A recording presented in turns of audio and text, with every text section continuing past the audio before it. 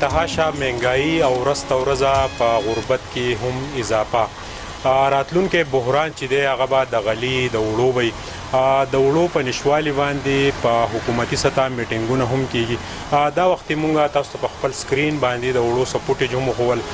دا غله په څونه مهنت تیاریږي د دې نه شاته څومره خلک کار کوي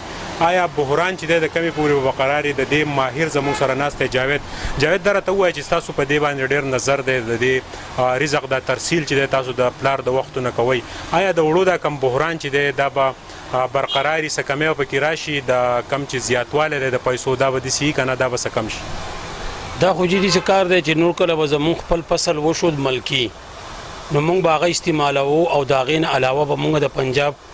چوک اعظم نه غنم راغوښتل او موږ ته په خرټ پرېوتل او موږ به دلته اوړه کول دې ته دیسي آټا وایي ملکي اوړه زموږ به ډېر ښکلی سیل کېدو څه کال چې دی زموږ فصل هم خراب شو هغه بیمار شو د هغې په وجه باندې هغه خراب شو د هغې نه اوړه نه کېږي او کم چې حکومت د چوک اعظم سیزن چې شروع شو نو موږ ته 2-10 ویلره واخیستل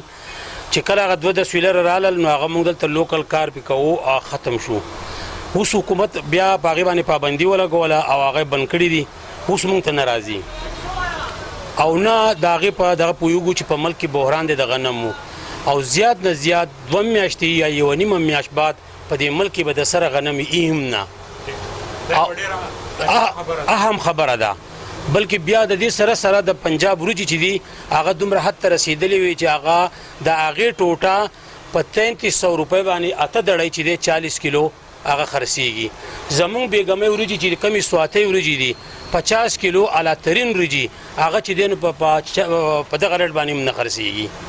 نو دا معلومه خبره ده او ظاهره خبره ده چې بحران نه روان دی او که نور د وریجو نه خو زیات کر د وړو به خامخا وي جاوید دا راته ووایه چې ستاسو خو دلته کاروبار دی او چونکې دا کاروبار د ډېر وخت نه کوئ داسې څه خلک راغلي دي په سپینه جامه کې چې یاره جاویده زما سره ښه وکړه پیسې نشته وړه راله راکړه بچي مې نهر دي وایي داسې سین چې دی ستا مخې ته راغلي 10 کسان د ورځې راځي 10 داسې خلک راشي چې ستا په اعتماد هم نه وي یو خو داسې خلک چې ستا په اعتماد یې عاجزي غریبي سړی ول 10 روپۍ ورکړي یا ول لږې وړه ورکړي یا ول لږې وریجې ورکړي خو په دې کې هم داسې په سپینه جامه کې خلک راغلی دی چې هغه غوښتله موږ پټ په پټ هغه سره هیلپ کړی چې څنګه څونه وس کېږي او جي آیا جاویده د دې دونه لوی بحران د دې تاسو ذمہوار څه ګڼئ ولې چې په تاسو د بجلی بیلونه ډبل شول ټیکسونه د باندې ولګېدل ستاسو چې کم بیل راځي هغه چې دی 1 په 3 شو آیا تاسو په خپله په څونه بحران کې موږ دونه بحران کې چې کم څه کال د کورونا په وجه باندې 25 लाख روپۍ ما بایللې په وریجو کې د هغې وجوهات دا دي چې هلته کې لارې کم بهر ته چې مال وتو هغه بند شولې او په ملک کې دا غله چې ده نو دا زیاته ده د دې په وجه باندې هغه موږ ته خراب شولو او هغه څښا شول او بیکاره شولو او هغه موږ د هغې په وجه باندې 25 लाख روپۍ تاوان کړی دویمه خبره د بجلی دومره حد ته ورسېده چې دا نه برداشت کېږي که چې یو سړی پرس که تو من جوار راوړي چې دا مال وړکه او دا نیم ته تو ځان له واله نو هو ته زه جوړ نه یم د هغې وجه دا ده چې په هغې پسې اخراجات د بجلی او د مزدور او د کرایانو دومره بوج دی چا نشي برداشت کولی د دې نه مخکې به موږ په من کې د سړي نه 2 سیره اخیستل داسې 10 کاله 15 کاله مخکې اوس په من کې 2 دړۍ الو خو هغه دوم کار نه کوي نیمه ورکوي هو ورته نه موږ ورته تیار نه یو د دې وجې نه موږ خپل کار کوو او پردي کار ته جوړ نه یو چې چا نه مز والې هغه وایي دا خو تا پټ کړل نور شاته د بجلی او د دې په دغه باندې نه دی پوه جاوید دا راته ووایه چې د دې ټول هر څه ذمہوار څوک دی څوک ګڼئ د دې ټول ذمہوار عمران خان دی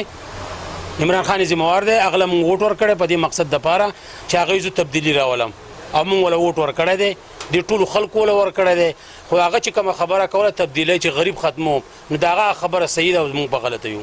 جاوید دا راته ووایه چې ستاسو چونکې دا سب ډویژن بریکوټ چې دی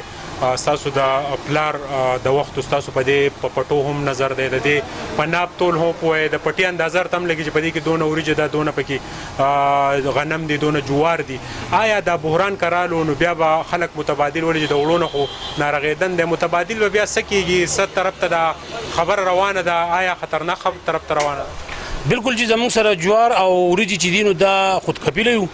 او د غنمو د لاسه به مونږ خراب یو که چېرې حکومت د بهر ملک نه د دویم ملک نه سره پروګرام جوړ کو او رالل خو ټیک ده که نه د غنمو شارټیج به مکمل دي دې کې شک نشته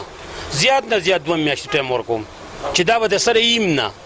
نه به یاو او که حکومت څه بندوبست د بل ملک نه جوړ کو جو بیا کېدای شي چې او کاغه مې خو به په داسې ریټ باندې ورکېږي چا به څوک اخیستی هم نه شي ولې د هر ملک نه چې یو شی راځي په خرچه راځي که نه هغه څه ارزان به نه پرېوځي ګران به پرېوځي خو بیا به هم دومره لا ښایي چې دی را وغواړي او وي زما دا شک دی چې کېدای شي چې یم نه د دې وړو دا ریټ اوس نن سبا څه دی څونه سیوا شو زه خو چې کم لوکل خپل وړه خرڅوم په 350 روپۍ دړی وړه خرڅوم نه د بازار چې کم نوی ریټ راغلی دی هغې کې اضافه وشوه نو دغې سره د غریبانانو ملا تیر ما ته شوه دې کې شک نشته جي او بالکل د اخیستو نه خلک مجبوره دی 350 روپۍ 5 کیلو وړه څوک اخیستی شي دا خو ظاهره خبره ده او 350 روپۍ له هم څه کې خو موږ ته لوکل غنم هم نه میلاویږي چې والو چې کار پې وکړو زنګ سره به 100 بورې غنمي هغه د 15 ورځو د هفتې کار دی چې ختم شو بس خبره ختمه دا ماشین به ولاړ شي دی به رکاو شي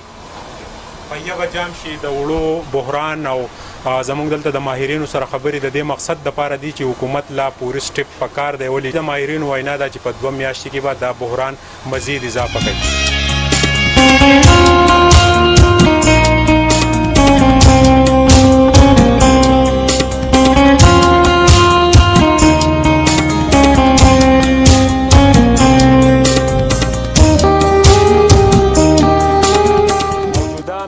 کوي د وړو بحران او د غریبانانو د ملا تیر ماتېدو